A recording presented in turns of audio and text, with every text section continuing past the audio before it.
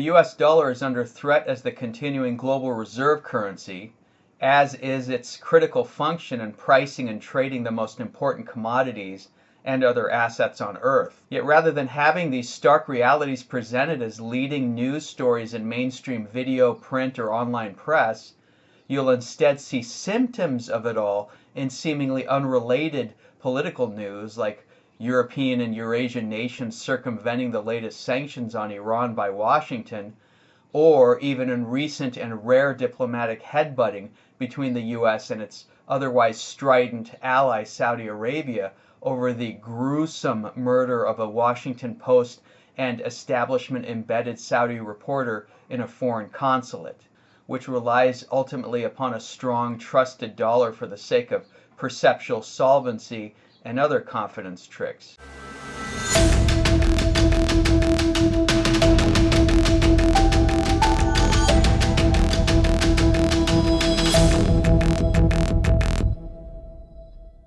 Yes, as tragic as Jamal Khashoggi's death was, it's not a one-off. Journalists are routinely killed for political reasons around the world, including within the US itself.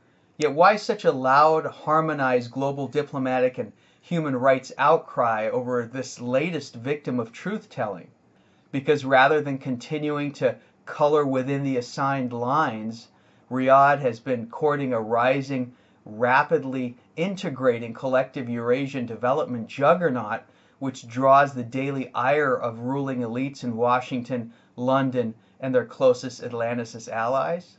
In this 31st episode of Money and Fear, and as always in the show's hyper-detailed show notes and citations listed under the videos on our website, we'll explore both the special purpose vehicle being set up by the EU, Russia, and China for legally circumventing US sanctions against Iran, as well as the deeper significance behind Saudi Arabia all of a sudden becoming the penultimate evil and seeming worst of rogue states over a journalist's brutal murder, versus everything else the kingdom's been doing for years, decades even.